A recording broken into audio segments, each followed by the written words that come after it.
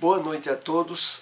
Novamente estamos no nosso estudo do livro Saúde Existencial.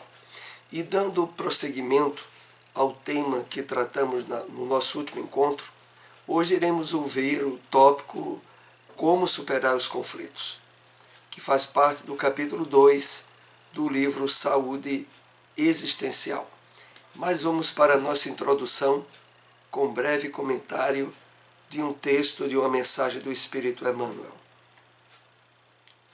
Esse extraído do livro O Evangelho de João, Evangelho comentado por Emmanuel, capítulo 5, versículo 8. Se egoísmo e orgulho, inveja e ciúme, cobiça e vaidade ainda nos prendem o coração ao catre do infortúnio, ouçamos o convite do Senhor. Levanta-te, toma o teu leito e anda.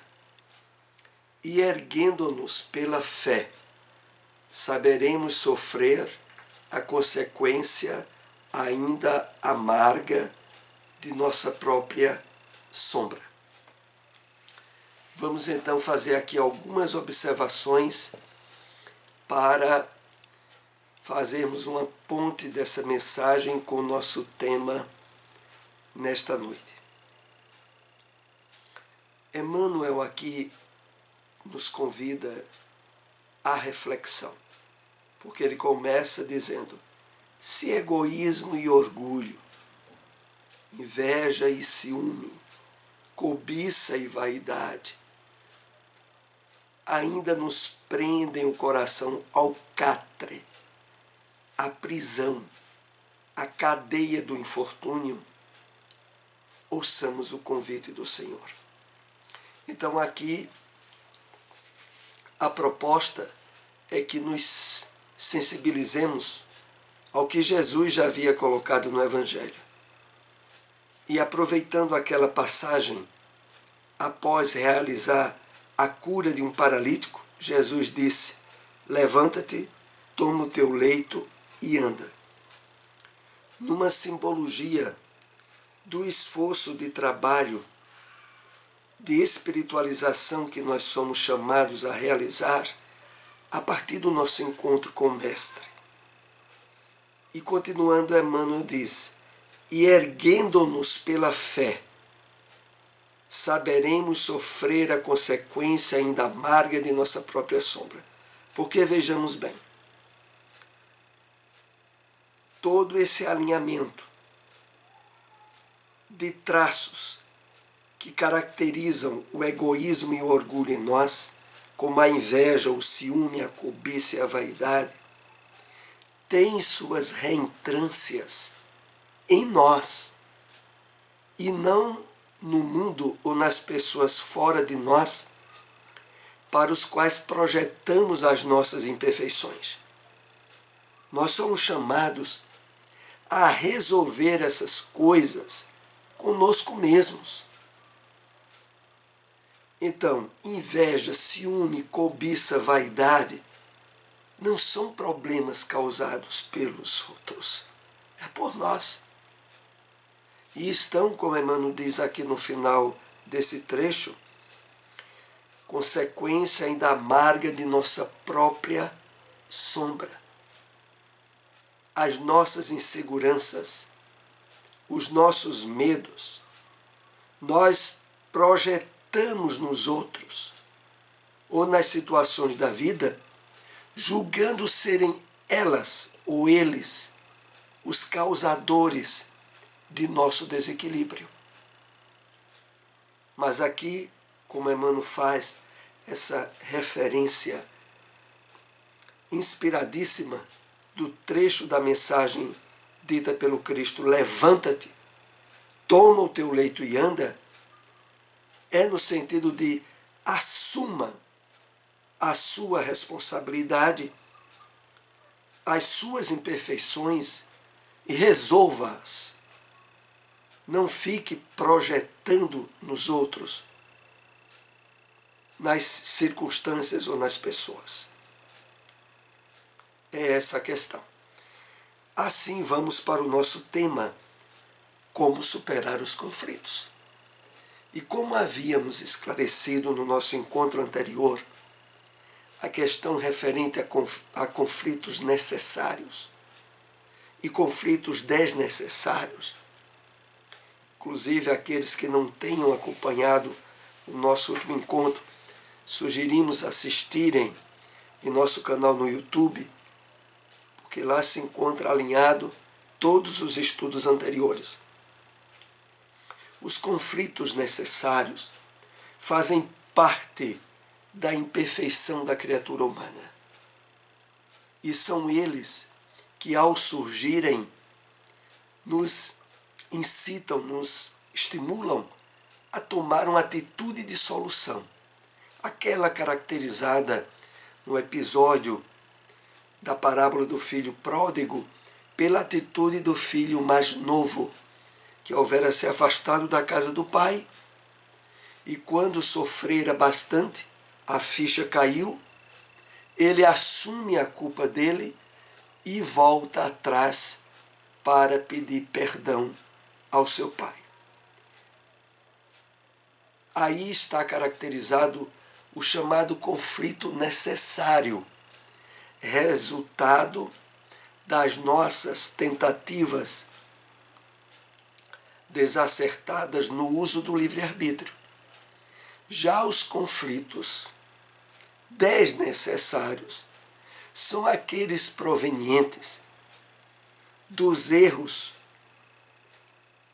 e desequilíbrios nossos e que, em vez de assumirmos a percepção deles, responsabilizamos os outros, as circunstâncias, as pessoas, como aquela atitude caracterizada pelo filho mais velho da parábola, que aparentemente houvera ficado em casa com o pai como demonstração de amor, mas na verdade, dentro dele estavam os desequilíbrios provenientes do egoísmo e do orgulho, tais como a inveja, dentre outros, que se expressou de uma forma intensa com o retorno do seu irmão ao convívio do lar paterno.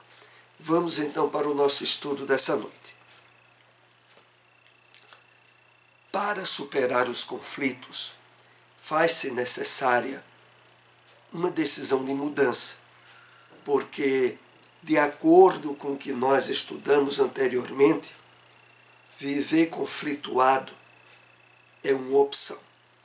Vamos entender aqui.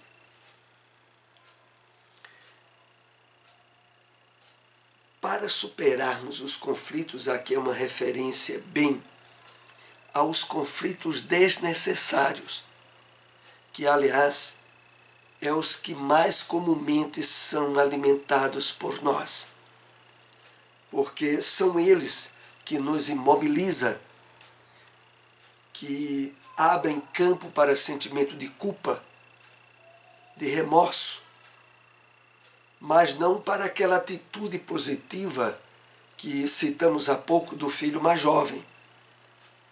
Ali, aquela atitude é uma atitude de solução. Mas aqui, voltando ao texto, faz-se necessária uma decisão de mudança. É porque, na verdade, habitualmente, pelo nosso passado existencial, nós somos facilmente condicionados e habituados à alimentação dos conflitos desnecessários, que nos leva a nos chocar com a vida, com Deus, com a existência, julgando serem eles os responsáveis por determinados sofrimentos que venhamos a passar, quando na verdade esses sofrimentos foram o resultado do mau uso do livre-arbítrio por nós. Então, viver conflituado nessas circunstâncias é uma opção nossa, para a qual nós precisamos agora estar conscientizados para não alimentar massa. Mas para que isso ocorra, é necessário uma decisão firme nossa de mudança. A tendência a entrarmos em conflitos, nos culpando ou nos desculpando, pode até continuar, mas ao nos sentirmos aprendizes, transmutaremos-la e assumiremos a postura responsável de aprendizado. Aqui vai ficando mais caracterizado o entendimento que estamos trabalhando. Nos conflitos desnecessários, a gente sai culpando os outros e se desculpando a si mesmo por ter tomado determinada atitude errada, sem assumirmos aquela atitude de aprendiz da vida, que olha para situações aonde falhou, buscando entender as causas e se propondo a não repetir mais os erros. Essa atitude, ela se estabelece na medida em que a virtude da humildade, que é caracterizada pela posição de aprendiz, começa a ser trabalhada por nós. Essa linha de proposta que nos é dada por esse estudo. A proposta de nos percebermos como aprendizes da vida, passíveis de erros, mas sempre abertos ao aprendizado, sem sair responsabilizando os outros, nem usando de desculpas para determinados erros, sem as aberturas indispensáveis de aprendizagem. O indivíduo cria os conflitos desnecessários, pois há uma autoexigência para se tornar perfeito, por autodecreto ou por uma tentativa de fuga do aperfeiçoamento. Nessas situações, ocorre um mascaramento das negatividades. Então, nessa atitude e nessa tendência que trazíamos para os conflitos desnecessários, há uma autoexigência em termos de querermos nos apresentar como perfeitos, quando estamos muito longe de sermos. Às vezes, inclusive, como uma tendência proveniente das falsas interpretações que já tivemos do próprio Evangelho do Cristo. Ainda há muita tendência nas pessoas, principalmente quando se batizam em determinada religião cristã, de se entender que dali em diante elas estão salvas, elas não voltarão a estarem incidindo em pecados, e nessa tentativa de perfeição por autodecreto, normalmente as falhas surgirão. Mas aí, em vez de assumir na atitude de aprendiz para não errar mais, a pessoa fica usando tentativas e justificativas para o erro ou acusando os outros por ter errado. Não poucas vezes se acusa o demônio no movimento espírita aos obsessores, mas todas essas tentativas de justificativa acabam bloqueando as possibilidades de aprendizagem que o próprio erro nos facultaria. E no final, quando o texto aqui diz, nessas situações, ocorre um mascaramento das negatividades. Então, essa posição de estar apto a ser aprendiz da vida, a estar no esforço de melhoramento, mas sabendo-se passível de cometer erros, mas abertos ao aprendizado, é o que nos é proposto para a nossa saúde existencial. Porque, como nós iremos ver mais adiante, ainda hoje, essa forma conflitiva que a maioria tem de viver é geradora de doenças e de problemas. Quando damos guarida às negatividades, a consciência sempre nos alerta. Porém, quando, ao invés de transmutarmos a negatividade, simplesmente a negamos, afastamo-nos do sentimento de aprendiz.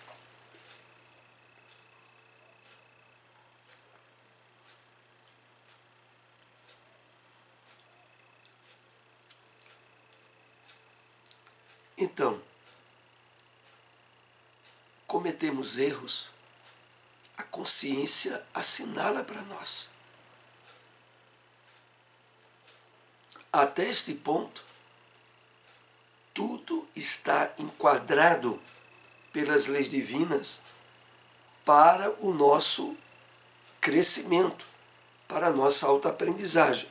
O problema é quando, em vez de observar e aprender com a situação que deu errada, nós negamos o nosso erro e afastamos-nos do sentimento de aprendiz. E cá entre nós, isso é o que mais acontece com a criatura humana.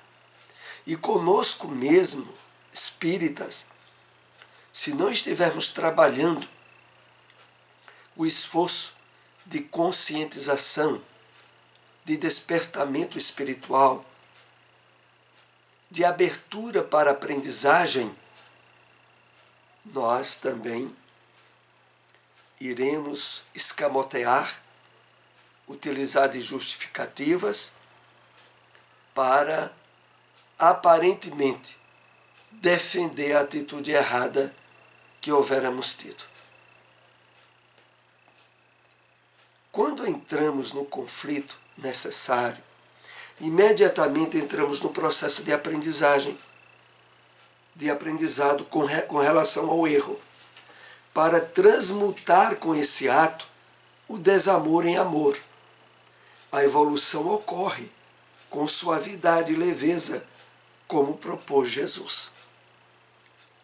Fazendo uma referência à passagem bíblica quando Jesus diz: vinde a mim todos vós que estáis cansados e sobrecarregados, e eu vos aliviarei. Tomai sobre vós o meu jugo e aprendei de mim, que sou manso e humilde de coração, e encontrareis descanso para as vossas almas, porque o meu jugo é suave e o meu fardo é leve. Nesse convite do Cristo está as aberturas para nos colocarmos como aprendizes da vida. De percebermos que na nossa caminhada evolutiva, através de erros, de desacertos, mas que sempre podem ser utilizados como instrumentos para a nossa evolução, nós temos o êxito pleno disso ao associarmos-nos de coração ao Evangelho do Cristo. Então, fazer isso, meus amigos, é evitar doenças do sentido, doenças emocionais. É evitar aberturas para o sentimento de culpa, gerador de doenças psicossomáticas. perceber-se dentro dessa linha direcionada pelo Evangelho do Cristo, é o que nos é apresentado como suave e leve. A culpa começa no processo de autojulgamento. A pessoa transforma-se em juiz dela mesma, para se autocondenar e se autopunir. É o que mais ocorre como consequência do sentimento de culpa. E é para isso que nós estamos sendo aqui alertados para não incidirmos mais. Para que, de fato, possamos ver na nossa caminhada reencarnatória o aproveitamento máximo de aprendizagem e crescimento. A autopunição é um mecanismo de prisão, sem grades, no qual criamos doenças físicas e emocionais, com o objetivo de nos punir, por não sermos tão perfeitos como gostaríamos. O problema todo desse mecanismo de autopunição, e que é gerador dessas doenças, é que ele muitas vezes se instala nas exigências que também não só fazemos conosco em relação a isso, como também em relação às outras pessoas. Porque os padrões que muitas vezes imprimimos para nós saímos imprimindo para os outros. Se eu sou uma pessoa com tendências de culpa e de autopunição, essas tendências também eu julgo serem adequadas a aplicar aos outros. E a proposta do Evangelho do Cristo não é por aí de forma nenhuma. Nós estamos reencarnados para evoluir, aprender, crescer e sermos felizes. Nunca para estarmos engendrando mecanismos de punição e, pior, de autopunição. Mas esses mecanismos ocorrem com a grande maioria da humanidade e só deixarão de ocorrer conosco na medida em que esse trabalho de despertamento espiritual, de despertamento de consciência, esteja sendo bem exercido por nós. Temos que parar de uma vez por todas de achar que, punindo-se e sofrendo, nós estaremos pagando dívidas. Não é esse o caminho da proposta do Evangelho do Cristo.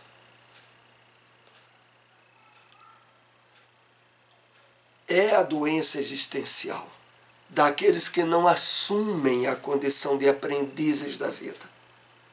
Querem ser mestres, sem passar pelo caminho que leva à maestria, que é feito de aprendizagem, de aprendizado. Então, a consequência mais natural desses mecanismos de autopunição são as doenças do sentido, as doenças existenciais.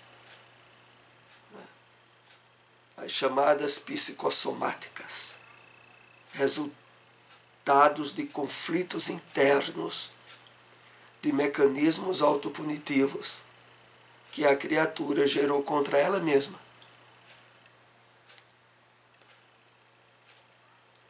A desculpa também começa no autojulgamento. O que a diferencia da culpa é que a pessoa projeta as suas imperfeições nos outros, acreditando-se sem nenhuma dificuldade, como faz o filho mais velho da parábola. É interessante refletirmos sobre esse aspecto da parábola. Porque é aquilo, o filho mais velho, que não só se julgava mais correto, mais perfeito do que o seu irmão, como também automaticamente responsabilizava ele e o pai dele, pela atitude do pai dele, pelo sofrimento que ele estava passando com a volta do seu irmão. É assim que normalmente ocorre nos relacionamentos humanos, entre pessoas que ainda não estão se trabalhando o despertamento espiritual delas. Ficam culpando umas às outras pelo sofrimento cuja causa estão dentro delas mesmas.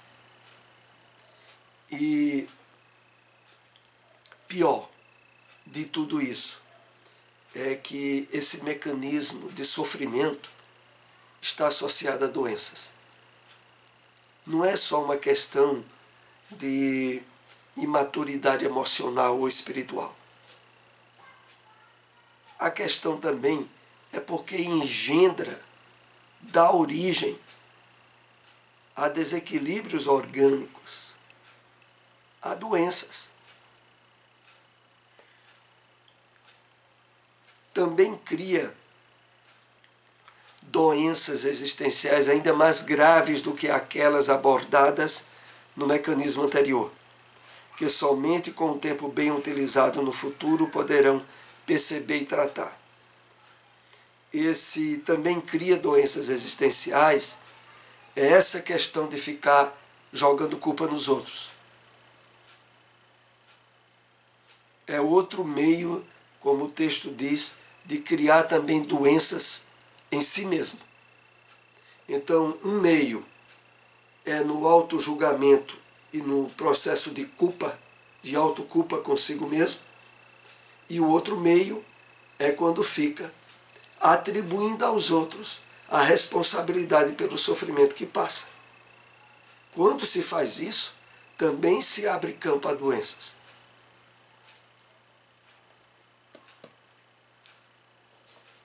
Por isso, o caminho de volta à casa paterna, para aqueles que vitalizam uma postura como a do filho mais velho, é muito mais longo do que para aqueles que assumem uma postura semelhante à do filho mais novo.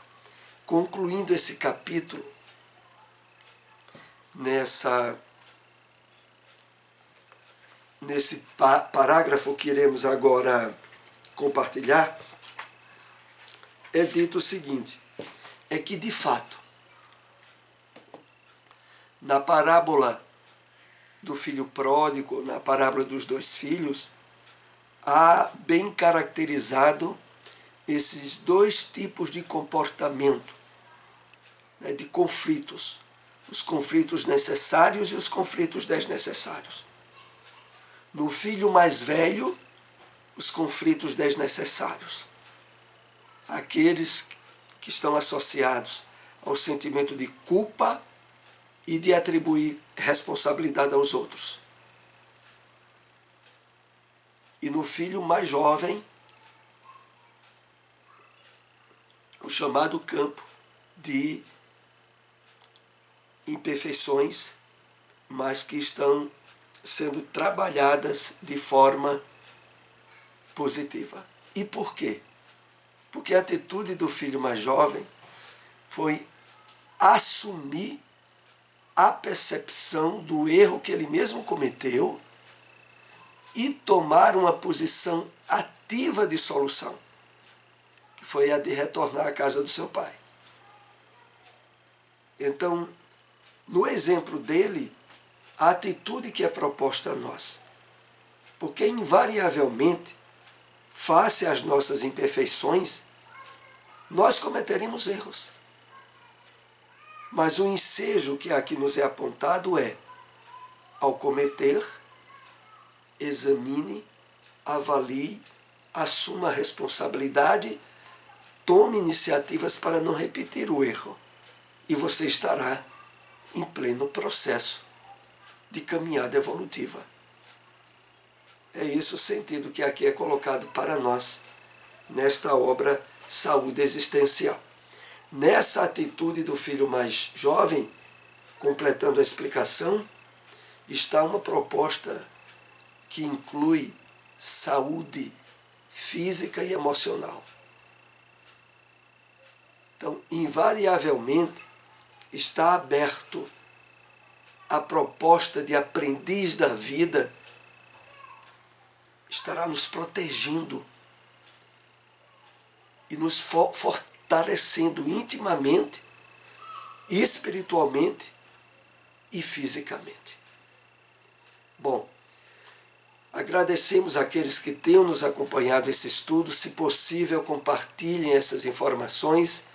Até o próximo estudo. Um excelente fim de ano com a proposta de renovação, de despertamento espiritual cada vez mais positiva para todos nós. Até o próximo estudo.